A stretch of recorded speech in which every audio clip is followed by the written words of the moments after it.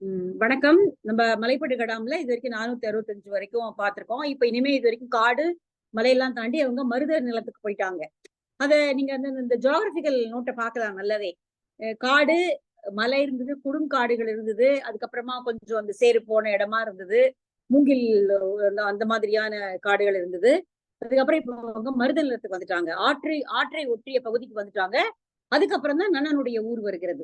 So அந்த ஒரு ஒரு புவியியல் தன்மை வந்து ரொம்ப அழகா மலைப்படுகடாம் வந்து குடுத்துட்டே வர்றதை வந்து நம்ம பார்க்க முடியும். இப்ப நீங்க மருத நிலத்துல இருக்கீங்க. மருத நிலத்துல என்னென்ன கிடைக்கும், நீங்க அங்க என்னென்ன பெறலாம் அப்படிங்கிறத லிஸ்ட் அவுட் பண்ணிட்டு இருக்காரு. தொடர்ந்து அதை வந்து பார்க்கலாம். அடுத்தது நம்ம நன்னனுடைய மூதூருக்கு நம்ம போயிட போறோம். முள் அரித்து இயற்றிய வெள் அரி வெண்சோறு, வண்டுபட கமழும் தேம்பாய் கண்ணி, தின்தேர் நன்னர்க்கும் அயினி சாம் என கண்டோர் மருள கடும்புடன் அருந்தி, எருது எரி களமர் ஓதையோடு நல்யாழ் மருதம் பண்ணி அசையினர் கழிவின். நீங்க அங்க வந்து இளைப்பாறலாம். அது மருத நிலம். அந்த மருத நிலத்துல இளைப்பாரி நீங்கள் உங்களுடைய யாழை இசைத்து மீட்டி மருத பண்ணை பாடலாம். ஏன் மருத பண்ணங்க அப்படின்னா, அங்க இருக்கிறவங்க அந்த நெல் வந்து நெல்லை வந்து குத்தி இது பண்ணுவாங்க இல்லையா, அந்த களை எடுத்து அதை பண்றது, அத என்ன சொல்றது, எருதுகளை ஓட்டி உழவர்கள் வந்து உழவு பாட்டுகளை பாடி அங்கே வந்து தங்களுடைய வயல்வெளி வேலைகளை செய்து கொண்டிருப்பார்கள். அந்த ஓதையோடு சேர்ந்து ஏயுமாறு நீங்கள் மருதப்பண்ணை இசைக்கலாம். மருதப்பண்ணுடைய ராகம் இப்ப என்னன்னு தெரியல. அந்த வயல்வெளியில செய்யக்கூடிய வேலைகளோடு அந்த அந்த ஓசையோடு ஏயுமாறு, அதுக்கு அந்த ரிதமுக்கு சேர்ந்த மாதிரி நீங்க மருதப்பண்ணை இசைத்து மகிழலாம் அப்படிங்கிறாரு. அதுக்கு முன்னாடி நீங்க இவ்வளவு தூரம் நடந்து வந்திருக்கீங்க, நீங்க இளைப்பாறணும். உணவு அருந்து விட்டுதான் இளைப்பாற முடியும். அப்படியே இளைப்பாறினா அது சோர்வாயிடும். அப்ப அங்க உங்களுக்கு உணவு கிடைக்கும். என்ன உணவு கிடைக்கும் அப்படின்னா, முள் அரித்து இயற்றிய வெள்ளரி. நடுவுல இருக்கக்கூடிய நிறைய மீன்கள் கிடைக்கும்னு ஏற்கனவே சொல்லியிருக்காரு. முந்தின பத்திய பகுதியில அதான் பார்த்தோம். பிடியினுடைய கை போல பெரிய வாழை மீன்கள், வரால் மீன்களோடு அவர்கள் உணவை சமைத்து தருவார்கள் என்று, மீன் துண்டங்களோடு. இங்க முள் அறிந்து இயற்றிய, முள்ளை எடுத்து விட்டு சமைத்த வெண்மையான துண்டங்களை உடைய மீன், அதோடு வெண்மையான சோறு. ஏன்னா மருத நிலம் நல்ல சாதம் நிறைய கிடைக்கும், அரிசி நிறைய கிடைக்கும், அதனால நல்ல சோறு, வெண் சோறு, நல்ல வெண்மையான சோறு. இந்த அந்த சாப்பாடை பாக்குறவங்களுக்கே என்ன தோணும் அப்படின்னா, இது வந்து அது ரொம்ப ரிச்சான சாப்பாடு, ரொம்ப ஒரு பார்ப்பதற்கும் உண்ணுவதற்கும் ரொம்ப பெருமிதமான ஒரு வெகுமதி உடைய ஒரு உணவு. அது அது ஒரு அரசன் சாப்பிட வேண்டிய சாப்பாடுங்கிற மாதிரி தோணுமா அது பார்ப்பதற்கு. அப்படிப்பட்ட ஒரு அரசனுக்கு கொடுக்க வேண்டிய அளவுக்கு உயர்ந்த ஒரு உணவை அவர்கள் உங்களுக்கும் எந்த தராதரமும் பார்க்காமல் வழங்குவார்கள். இவங்களுக்கு தான் இதை கொடுக்கலாம், இவங்களுக்கு கொடுக்க கூடாது அப்படின்லாம் இல்லாமல், ஒரு அரசன் உண்ணக்கூடிய அளவிற்கு, ஒரு ராஜபோஜனம் சொல்லக்கூடிய அளவுக்கு இருக்கக்கூடிய உணவை வந்து அவங்க உங்களுக்கு கொடுப்பாங்க. வண்டு பட கமழும் தேம்பாய் கண்ணி, வண்டுகள் மொய்க்கக்கூடிய புதிய மலர்களால் ஆகிய மாலையை அணிந்தவனாகிய கண்ணி மாலை, மாலையை அணிந்தவனாகிய தின்தேர் நன்னன், திண்மையான தேரை உடைய நன்னனுக்கு தான் இந்த சாப்பாடு பொருந்தும் என்று சொல்லப்படக்கூடிய அளவிற்கு மிக உயர்வான அந்த உணவை, அதாவது முள் நோக்கி சமைத்த வெண்மையான வெள்ளரி போன்ற மீன் துண்டங்கள், அதோடு நல்ல வெண்சோறு, இதை அவர்கள் உங்களுக்கு வழங்குவார்கள். அதை கண்டோர் மருள, மருள அப்படின்னா வியந்து போக, கண்ட பார்த்தவர்கள் எல்லாம் வியந்து போகும்படியாக இப்படிப்பட்ட உணவை அவர்கள் உங்களுக்கு வழங்குவார்கள். அதை கடும்புடன் அருந்தி, உங்களுடைய சுற்றத்தாரோடு சேர்ந்து நீங்கள் அருந்தி மகிழலாம். மருந்தி அப்படி அருந்தி ஓய்வெடுக்கும் பொழுது, எருது எரி களமர், களமர் அப்படின்னா உழவர்கள், எருதுகளை வந்து அந்த வயல்வெளிகளில ஓட்டி வேலை செய்யக்கூடிய உழவர்கள் எழுப்பக்கூடிய ஓசை, சில பாடல்களோ அல்லது ரிதமிக்கான ஏதாவது அந்த இந்த நாட்டுப்புற பாடல்கள் மாதிரியான பாடல்கள், அந்த ஓதையோடு அந்த ஓசையோடு நீங்கள் அதற்கு பொருந்தி வரும்படியாக, இப்ப நல்லா சாப்பிட்டாச்சு, நல்ல உணவு, இப்ப கொஞ்சம் இளைப்பாரி போக போறீங்க. முன்னாடி சில இடங்கள்ல யாழெல்லாம் மீட்டாதீங்க மாட்டிப்பீங்க அப்படின்னு சொன்னாரு. ஆனா இங்கெல்லாம் நீங்க தாராளமா யாழை மீட்டி பாடிக்கொண்டே போகலாம். உங்களுடைய அந்த ஓதையோடு பொருந்துமாறு நீங்கள் நல்யாழ் மருதம் பண்ணி, மருத பண்ணின் பாடல்களை இசைத்து நீங்கள் அசையினர்னா இளைப்பாரி மீண்டும் அங்கிருந்து கிளம்பலாம். திரும்ப அங்கிருந்து திரும்ப இன்னும் கொஞ்சம் தூரம் நீங்க போகணும். நன்னனுடைய மூதூர் இனிமேதான் வரப்போகுது. அடுத்து வரப்போகுது சேயாறு. சேயாறு ஏற்கனவே வந்து அங்க கொடுத்திருந்தார் அவர் இல்லையா, சேயாறு ஓடக்கூடிய கரை அப்படிங்கிறது. அந்த கரை வழியாக நீங்கள் நடந்து, அதுல பல கரைகள் உண்டு, அதற்கு மதகுகள் இருக்கும். அதுல ஒரு கரை வழியாக போனீங்கன்னா நன்னனுடைய மூதூர் வந்துடும். அப்ப அந்த சேயாறு எப்படி ஓடுவாங்க அப்படின்னு சொல்றாரு. வெண்ணல் அறிஞர் தன்னுமை வெறி, செங்கண் எருமை இனம் பிரி ஒருத்தல், கனை செழல் முன்போடு கதந்து வரல் போற்றி, வனை கல திகிரியின் குமிழி சுழலும் துணை செலல் தலைவாய் ஓவு இறந்து வரிக்கும் காணுனர் வயாம் கற்கின் சேயாற்றின் யானர் ஒரு கரை கொண்டனிற் கழிமின். எவ்வளவு, அதாவது எவ்வளவு ஃபைன் டிஸ்கிரிப்ஷன்ஸ் கொடுக்குறாரு அப்படின்னா, அவங்க இருக்கிறது மருத நிலம். அங்க எருதுகளை விட்டு அவர்கள் உழவர்கள் வேலை செய்கிறார்கள். அப்ப அங்கிருந்து ஏதாவது இந்த மருத பண்ணி சேர்க்கிறது, அவர்கள் கத்தி பாடுகிறார்கள். இதுக்கெல்லாம் பயந்து வெருண்ட எருமை ஓடி வரும். திடீர்னு எருமை ஓடி வரும் அந்த வழியில. ஓடி வர எருமை உங்களை முட்டிட கூட கூடும். அதனால பார்த்து போங்க. முன்னாடி இடத்துல எதுக்கு பார்த்து போங்கன்னா, ஒருத்தர் போகும்பொழுது அந்த பெரிய பெரிய கொடிகள் பின்னி பிணைந்திருக்கக்கூடிய அந்த குறுங்காட்டின் வழியாக வரும் பொழுது, ஒரு முன்னாடி போகிறவன் தள்ளி விட்ட கொம்பு வேகமா பின்னாடி வர்றவனை இடிக்கும், பார்த்து போங்க அப்படின்னாரு. இங்க அடுத்தது இங்க எரும மாடு பயந்து பாய்ந்து ஓடி வரலாம்.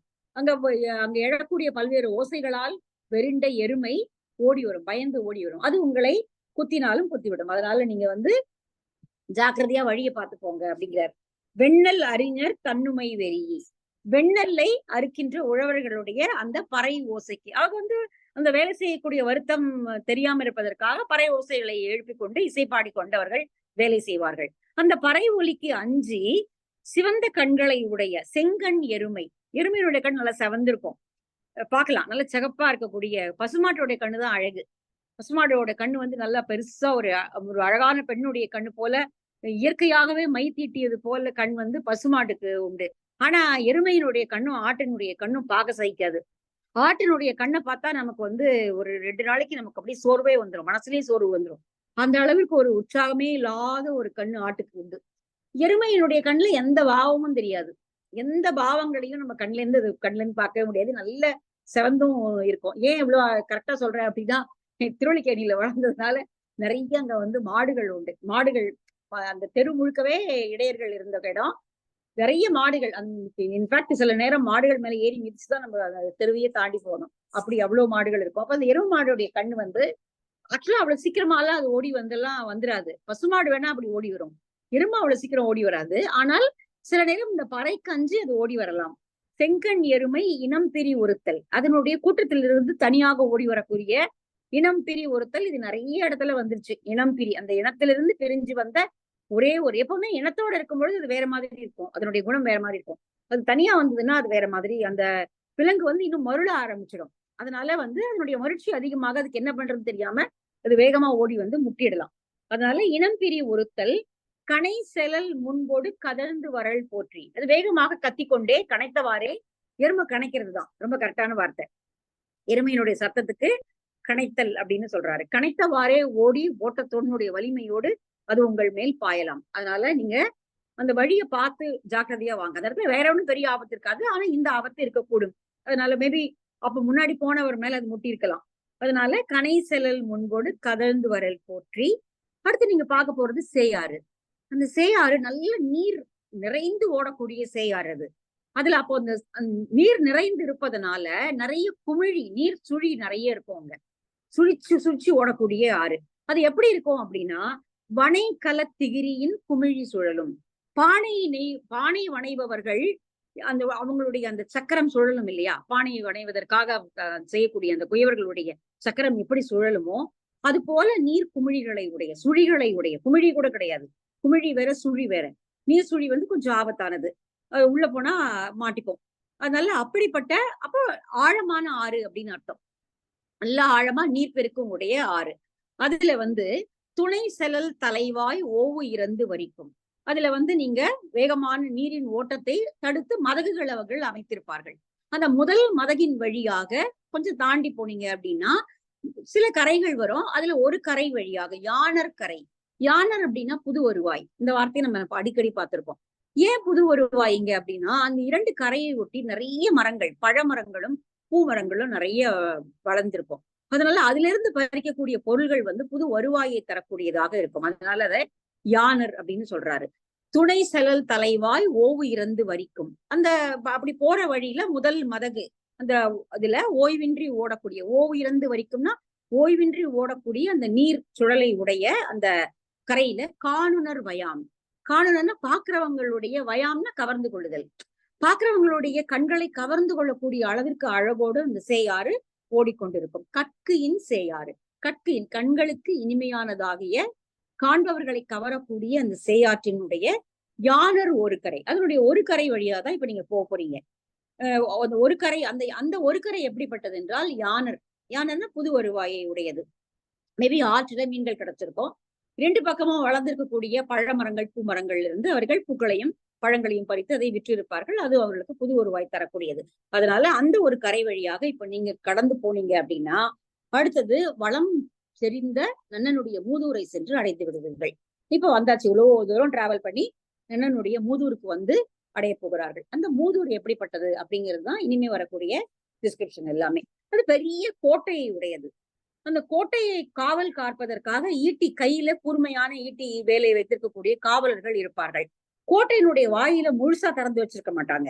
அதுல வந்து கோவில நீங்க பாக்கலாம். கோவில்ல பெரிய கதவு மூடிட்டாங்க அப்படின்னா, அதுல ஒரு நடுவுல கீழே வந்து ஒரு சின்ன கதவு ஒண்ணு இருக்கும். அந்த சின்ன கதவு கொஞ்ச நேரம் திறந்திருக்கும். அதுக்கப்புறம் ஏன்னா மெயின் டோரை மூடிடுவாங்க. அதுக்கப்புறம் இந்த திட்டி வாசல் அப்படின்னு பேர் அதற்கு. திட்டி வாசல் கோவில்ல அந்த சின்ன கதவு சைட்ல இருக்கும். வலது பக்கமோ இடது பக்கமோ இருக்கும்னு நினைக்கிறேன். மேபி வலது பக்கம். வலது பக்கம் அந்த பெரிய கோட்டை அந்த கதவுல நடுவுல சின்னதா ஒரு இது போட்டிருப்பாங்க. இப்ப சில வீடுகள்ல வந்து நம்ம மொத்தமா கதவை திறக்காம மேல மட்டும் அப்படி திறந்து பாக்குற மாதிரி ஒரு இது வச்சிருக்கிற மாதிரி, நீங்க உள்ள இருந்து வெளில வரதுக்கு திட்டி ஒரு ஆள் நுழைஞ்சு வெளியில வரலாம். பெரிய பெரிய கோவில்கள்ல இன்னும் திட்டி வாசல் இருக்கு.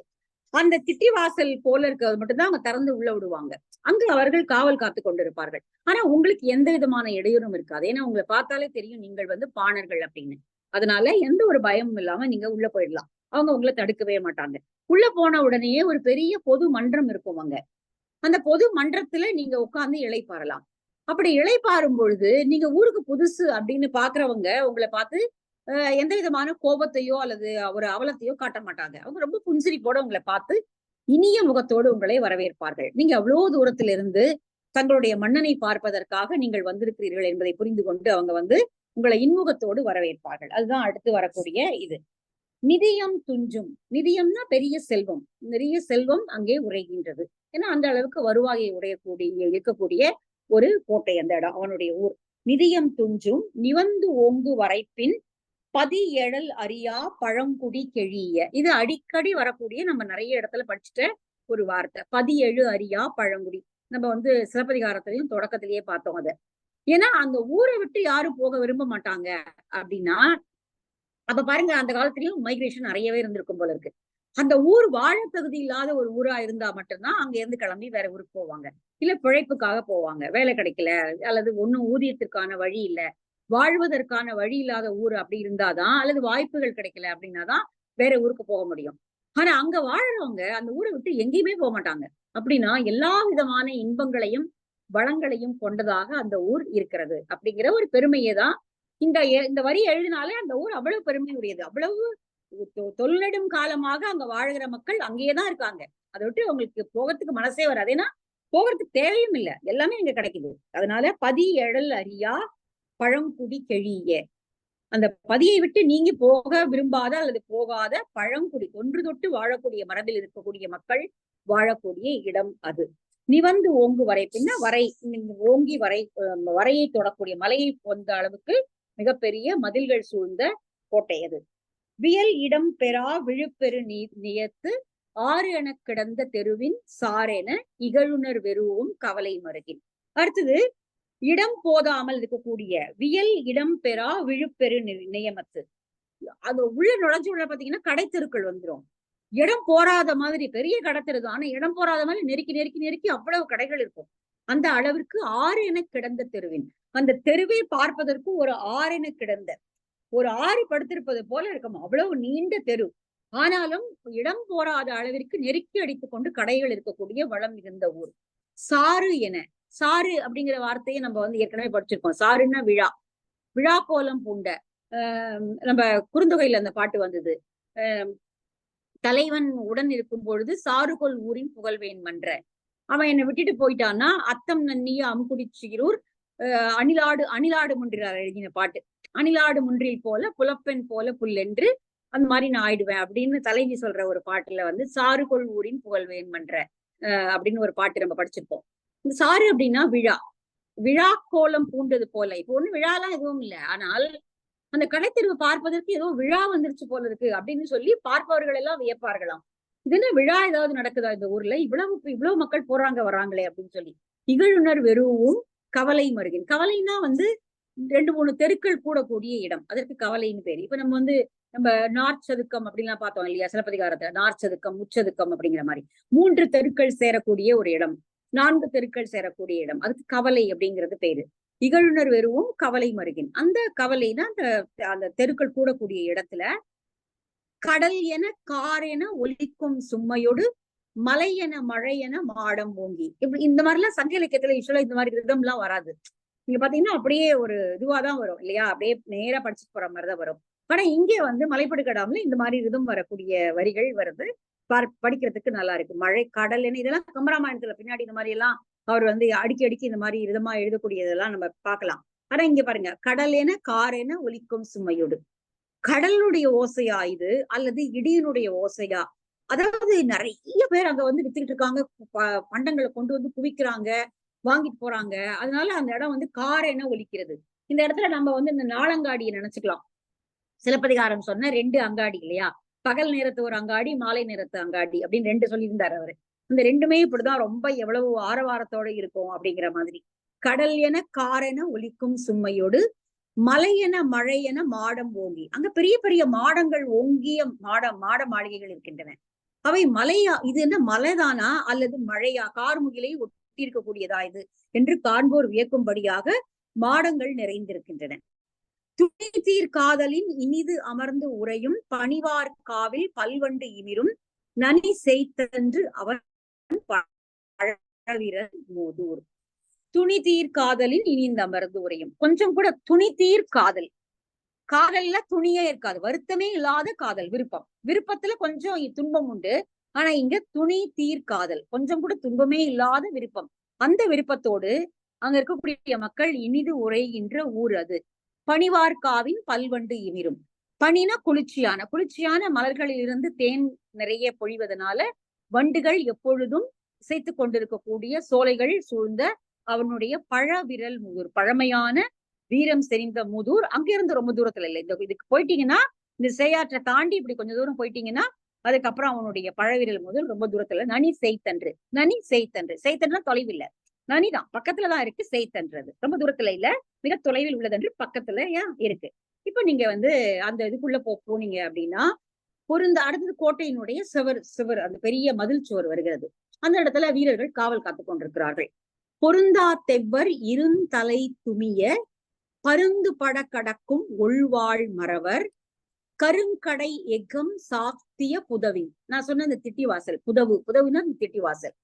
அந்த வீரர்கள் எப்படிப்பட்டவர்கள் அப்படின்னா, அந்த கோட்டையை காவல் காக்கக்கூடிய வீரர்கள் எப்படிப்பட்டவர்கள் என்றால், பொருந்தா தெவ்வர் இருந்தலை துமிய, பொருந்தாத பகைவர்களுடைய கரிய தலைகளை வெட்டி வீச தயங்காதவர்கள், அப்படிப்பட்ட வீரம் செறிந்தவர்கள்.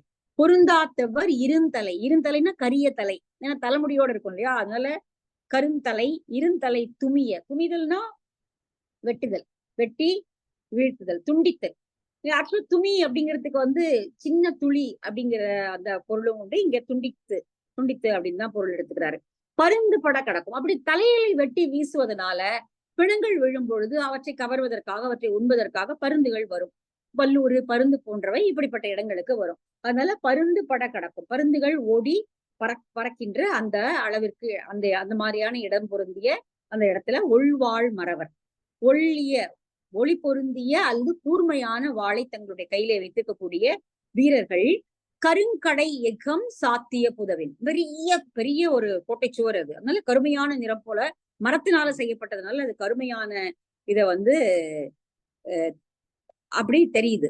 அதனுடைய எக்கம் சாத்திய புதவின், அந்த வேலை வந்து இதுல சாத்தி வச்சிருக்காங்க, அந்த கதவுகளை சாத்தி வச்சு ஒரு திட்டி வாசலை மட்டும் திறந்து வச்சுக்கிட்டு இருக்காங்க. பெரிய கதவை திறக்கிறது கிடையாது, அது எப்பயாவது திறக்கிறது தான்.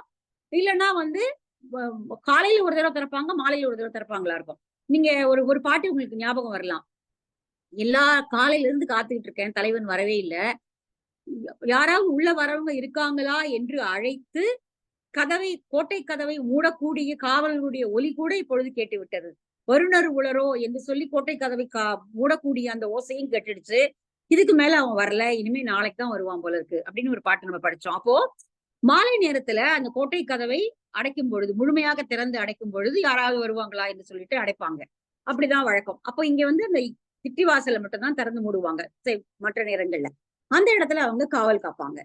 காவல் காக்கும் போது அருங்கடி வாயில், ஆனால் அது அருங்கடினா காவல், மிகப்பெரிய காவலுடைய கோட்டை வாசல் அது. ஆனால் உங்களுக்கு எந்த பயமும் வேண்டாம், ஏன்னா நீங்க பாணர்கள், அதனால கூத்தர்கள், வேற எந்த பயமும் இல்லாம நீங்க அதுக்குள்ள நேரா போயிடலாம். வாயில் அயிராது புகுமின், எந்த ஒரு ஈர்ப்பும் இல்லாமல் அல்லது பயமும் இல்லாம நீங்க நேரா அது உள்ள போயிடலாம், ஏன்னா அவங்க உங்களை உள்ள விட்டுருவாங்க. மஞ்சில் வதியுனர் சேன்புல பரிசிலர் வெல்போர் சேய் பெருவிரல் உள்ளி வந்தோர் மன்ற அழியர் தாம் என கண்டோர் எல்லாம் அமர்ந்து இனிதி நோக்கி விருந்து இறை அவரவர் எதிர்கொள குறுகி பரிபுலம்பு அழைத்த நும் வருத்தம் விட, உங்களுடைய பரிபுலம்பு, இவ்வளவு தூரம் நீங்கள் தாண்டி பயணப்பட்டு வந்து உங்களுடைய வருத்தம் எல்லாம் போகும்படியாக நீங்கள் அங்கே கொஞ்ச நேரம் இருக்கலாம். அந்த கோட்டை கதவை தாண்டி உள்ள போய் கொஞ்ச நேரம் இருக்கலாம். மன்றில் வதியினர், அந்த மன்றில் உள்ள போன உடனே ஒரு பொது இடம் இருக்கும், அந்த பொது இடத்துல நீங்க போய் உட்கார்ந்துக்கலாம், கொஞ்சம் இளைப்பாறலாம். அங்க அங்க அப்ப உங்களை பார்ப்பாங்க. நீங்க ஒரு கூட்டமா ஒரு இடத்துல உட்கார்ந்தீங்கன்னா உங்களை யாரும் இகழ்ந்தெல்லாம் பார்க்க மாட்டாங்க. சேன் புல பரிசிலர், ரொம்ப தொலைவில் இருந்து வரக்கூடிய பரிசிலர்கள். ஒரே நிமிஷம்.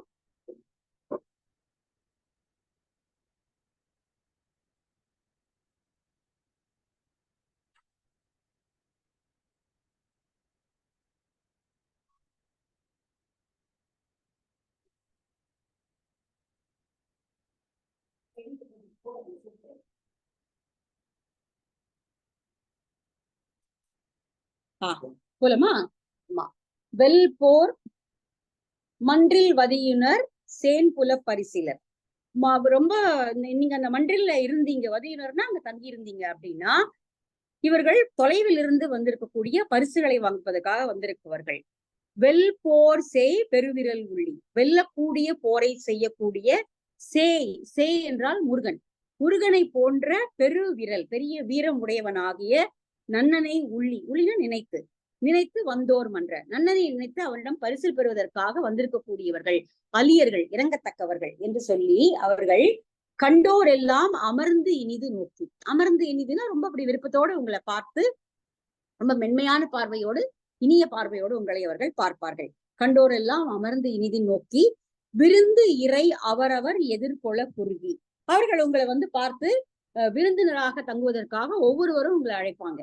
வாங்க எங்களோட வந்து தங்கிட்டு இந்த இறைவை கழித்து விட்டு போங்க. விருந்து இறை அவரவர் எதிர்கொள்ள குறுகி, ஒவ்வொருத்தரும் கூப்பிடுவாங்க. ஒருத்தர் 2 பேர் இல்ல, பாக்குறவங்க எல்லாம் வந்து வாங்கல எங்க கிட்ட தங்கிட்டு இழைப்பாரி விட்டு நாளைக்கு போங்களேன் என்று சொல்லி அவர்கள் உங்களை வரவேற்பார்கள். அதனால நீங்கள் வலை கழித்த, அதனால உங்களுக்கு எந்த விதமான கவலையும் வேண்டாம். யாராவது இவ்வளவு புதிய ஊருக்கு போறோமே யாராவது கவனிப்பாங்களா என்ற எந்த வருத்தமும் உங்களுக்கு தேவையில்லை. நீங்க வந்து வருத்தம் குறைந்து அவர்களோடு சேர்ந்து அந்த அந்த இரவை நீங்கள் கழிக்கலாம். அடுத்தது அந்த அரண்மனையினுடைய வாயில், இன்னும் கொஞ்சம் தள்ளி போனா அரண்மனை வந்துடும். அதுக்கு முன்னாடி நன்னனுக்கு கொடுப்பதற்காக பெரிய பெரிய வேற வேற ஊர்கள்ல இருந்தெல்லாம் வந்த பரிசு பொருள்கள் எல்லாம் அந்த அரண்மனையுடைய வாயில்ல அப்படியே காத்திருக்கும். அதை வந்து அது ஒரு பெரிய லிஸ்ட் கொடுக்குறாரு. அடுத்து வரக்கூடிய ஒரு 30 வரிகளுக்கு மேல அங்க என்னெல்லாம் அந்த அரண்மனை வாயில்ல நன்னனுக்கு கொடுப்பதற்காக காத்து கொண்டிருந்தன அப்படிங்கிற லிஸ்ட் தான் அடுத்தது வருது. டைம் இருக்குமா நித்யா? ஒரு 5 வரி பார்க்கலாமா நித்யா? பாக்கலாம், 10 நிமிஷம் மேலேயே இருக்குங்க. ஓ இருக்கா, சரி சரி, என்னோட வாட்ச் தான் பார்த்தா. சரி, அடுத்தது நீங்க என்னெல்லாம் அங்க பார்க்க போறீங்க அப்படின்னு சொல்லிட்டு அடுத்தது ஒரு லிஸ்ட் சொல்றாரு. எரி காண்றன்ன பூஞ்சினை மராத்து தொழுதி போக வலிந்து அகப்பட்ட மடநடை ஆமான் கயமுனி குழவி ஊமை என்கின் குடாவடி குருளை, பெரிய லிஸ்ட் இது. என்னென்னலாம் அங்க இருந்தது, அரண்மனை வாயில்ல இருந்தது. இதெல்லாம் நன்னனுக்கு பரிசுக்காக கொடுப்பதற்காக அந்த ஊர் மக்கள் அல்லது வேறு கூடி மக்கள் எல்லாம் கொண்டு வந்து வச்சிருக்காங்க. என்ன அப்படின்னா, எரி காண்றன்ன, நெருப்பை கக்கினது போன்ற பூத்த கிளைகளை உடைய மராமரம். நம்ம ஏற்கனவே அந்த நம்மளுடைய குரூப்ல கூட போட்டிருக்கோம் மராமரம். அதை ஒருத்தர் வேற ஒரு யூடியூப் சேனல்ல அவர் சொல்லியிருந்தாரு. அந்த மரங்களை பற்றி மட்டுமே சொல்றதுல வந்து நல்ல சிவந்த பூக்களை உடையது, அலையாத்தி மரமாக, அதாவது மாங்க்ரோ அதுல இருக்கக்கூடிய மரங்கள் அப்படின்னு அதை சொல்றாரு அவரு. இது வந்து நல்ல சிவந்த பூ இருக்கிறது. அப்ப அந்த டிஸ்கிரிப்ஷன் இது கரெக்டா தான் இருக்கு. நெருப்பை கக்கியது போன்ற பூக்கள் மலர்ந்த கிளைகளை உடைய மராமரம். அந்த மராமரத்தினுடைய கீழே தன்னுடைய இனமெல்லாம் ஓடிவிட தொழுதி போக வலிந்து அகப்பட்ட மடநடை ஆமான். இங்கேயும் அதேதான். அதனுடைய கூட்டம் எல்லாம் ஓடி போச்சு. ஆனால் ஒன்றே ஒன்று மட்டும் மாட்டிக்கொள்கிறது. ஒரே ஒரு மடநடை, இளமையான நடையை உடைய, மடம்னா இளமை, இளமை பொருந்திய நடையை உடைய, என்ன சின்ன கன்று, அந்த பசுவினுடைய கன்று அல்லது மாட்டினுடைய கன்று, அது அதை கொண்டு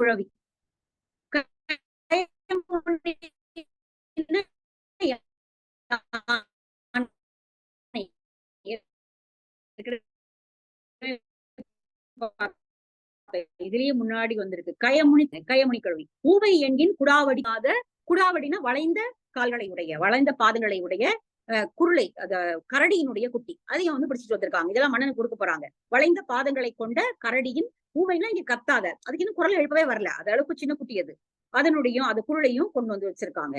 மீமிசை கொண்ட கவர் பறி கொடுந்தாள் வரைவாழ் வருடை வன்தலை மாத்தகர்.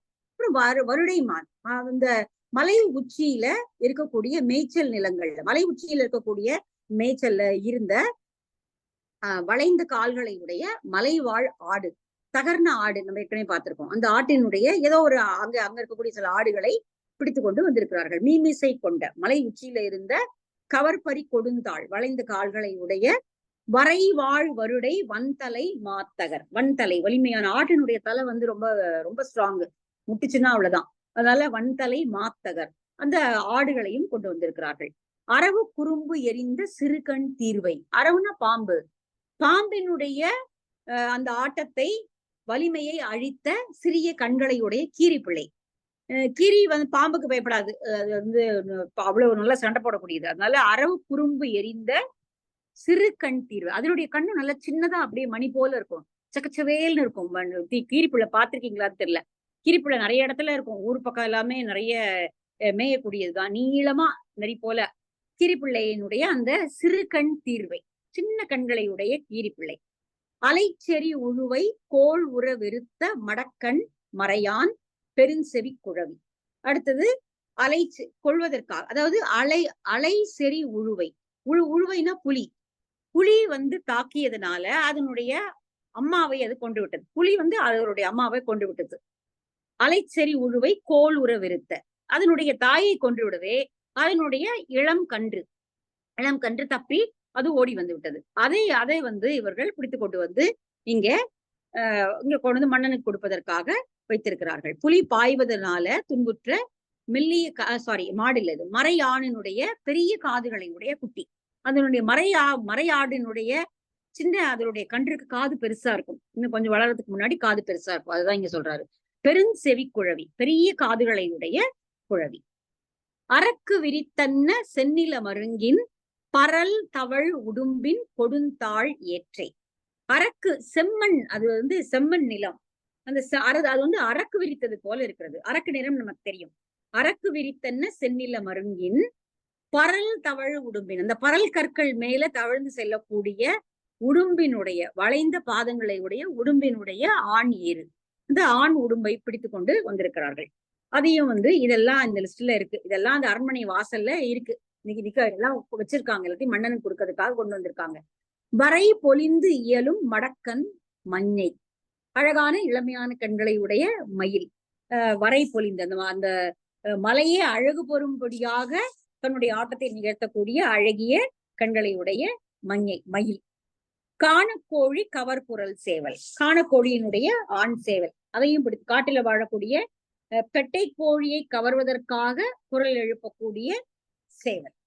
காணப்பலவின் முழவு மருள் பெரும் பழம், காட்டில வளர்ந்த பலாப்பழங்கள், அவை பெரிய பெரிய மத்தளங்களை போல காட்சி அளிக்கின்றன. அந்த அளவுக்கு முழவு போல காட்சி அளிக்கக்கூடிய பெரும் பழம், அந்த பழங்களையும் இவர்கள் கொண்டு வந்திருக்கிறார்கள்.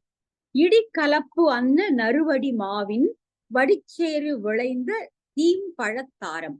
இந்த 2 வரிதான் வந்து ரொம்ப, இதுக்கு என்ன உரை சரியா புரியல. இதுலயும் நச்சினார்க்கினியர்லயும் இதேதான் கொடுத்திருக்காங்க, இவர் இந்த சரவணன் அவரை போட்டதுலயும் இதே உரைதான் கொடுத்திருக்கிறாரு. ஆனா அது வந்து என்னவோ அது முழுமையா இல்லாத மாதிரி ஒரு இது இருக்கு. நறுமணம் கமழ்கின்ற வடுமாங்காயினுடைய வடித்த சாற்றில் செய்த இனிய பழமாகிய பண்டம் அப்படின்னு இருக்கு. அது எப்படி அது அது கான்ட்ரடிக்டியா இருக்க மாதிரி இருக்கு. ஏன்னா வடுமாங்காயினுடைய டேஸ்ட் வேற, மாம்பழத்தினுடைய டேஸ்ட் வேற. இங்கே வந்து வடுக்களை உடைய திணை மாவை இடித்து மாம்பழத்தை கலந்து செய்த உணவு அப்படிங்கிறது போல ஒரு உரை வந்து நச்சினார்க்கினியர் கொடுக்குறாரு. சோ அதனால இது ஏதோ ஒரு பண்டம் கொண்டு வந்திருக்காங்க. இல்ல தனியா நம்ம எடுத்துக்கிட்டோம் அப்படின்னா தனியான மாவடுக்கள் அத மாவடு சாப்பிடுறது உண்டு. மாம்பழம் தனியா எடுத்துட்டு வந்திருக்கலாம். அப்படியும் வந்து சொல்ல முடியும். ஆனா இந்த இடம் வந்து கொஞ்சம் குழப்பமா இருக்கு எனக்கு.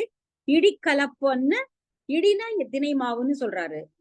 திணை மாவில் மாங்காயினுடைய சாற்றை வடித்து அப்படி செய்வாங்களான்னு தெரியல.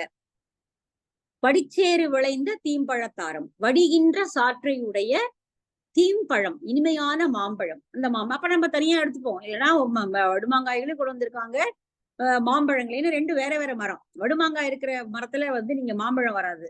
மாம்பழம் இருக்கிற மரம் வேற, வடுமாங்காய் இருக்கிற மரம் வேற. சோ ரெண்டு வகையான வெரைட்டியான மாங்காய் மாம்பழங்களை கொண்டு வந்திருக்கிறார்கள் அப்படின்னு எடுத்துக்க வேண்டியதுதான். தூவர் கலித்த இவர் நனை வளர்கொடி காவை கொண்ட நுகம் மருள் நூரை பரு பளிங்கு உதிர்த்த பல ஒரு திருமணி. அடுத்தது என்ன கொண்டு வந்திருக்காங்க அப்படின்னா மழை தூவலால. அது நம்ம நேரடியாவே பார்க்கலாம். நம்ம எவ்வளவு தண்ணி ஊத்தினாலும் ஒரு ஒரு மழை தூறல் வந்த உடனே செடி குப்புன்னு பூத்துரும். இங்க நரை கொடி என்ற ஒரு கொடி, நிறைய பூக்களை உடைய கொடி, வெண்மையான பூக்களை உடைய கொடி. அது என்ன கொடின்னு தெரியல. மழை தூவியதுனால மனம் வீசக்கூடிய மலர்கள் மலர்ந்திருக்கக்கூடிய நரை கொடியை கொண்டு வந்திருக்கிறார்கள். அதான் இங்க சொல்றாரு. தூவர் கலித்த, தூவல்னா மழை தூறல், மழை தூறிய உடனே கலித்த, ரொம்ப நிறைய பூக்களோடு மலர்ந்து விட்ட இவர் நனை வளர்கொடி, அந்த வளர்கொடியை கொண்டு வந்திருக்கிறார்கள். காய் கொண்ட நுகம் மருள் நூரை, அதாவது பெரிய நூரை கிழங்கு தூக்கிட்டு வந்திருக்காங்க. கிழங்கு, அந்த கிழங்கு வந்து நல்ல பெருசா நல்ல தடியா நீளமா இருக்கு. அது பார்ப்பதற்கு எப்படின்னா நுகத்தடி மாதிரி இருக்கும். நுகத்தடி வந்து நம்ம ஏர்ல உழறதுக்கு பார்த்திருப்போம் இல்லையா, நல்லா நீளமா இருக்கும், நல்லா ஸ்ட்ராங்கா நுகத்தடி அப்படின்னு சொல்றது. அது போல இருக்கிறதா அந்த நூரை கிழங்கு. அந்த அளவுக்கு நீளமா நல்ல பெருசா நல்ல திண்மையா இருக்கக்கூடிய நூரை கிழங்கை எடுத்து கொண்டு வந்திருக்கிறார்கள். அடுத்தது நிறைய மணிகள், மலையில நிறைய மணிகள் கிடைக்கும், அந்த இயற்கையாக கிடைக்கக்கூடிய மணிகள். பருவு பளிங்கு உதிர்த்த பல் ஒரு திருமணி. திருநாளே வந்து செல்வம், செல்வத்தை தரக்கூடிய பளிங்கை உடைத்து பெரிது பெரிதாக ஆக்கியது போல, உடைத்து எடுத்தது போன்ற நல்ல பெரிய மணிகளை அவர்கள் பளிங்கு போல நிறைய இயற்கையாக கிடைக்கக்கூடிய ரத்னம், கோமேதகம், வைடூரியம் இப்படி சொல்லக்கூடிய பல்வேறு மணிகளை கொண்டு வந்து வைத்திருக்கிறார்கள். குரு புலி பொருத புன்கூர் யானை முத்துடை மறுப்பின் முழு வழி மிகு திரள்.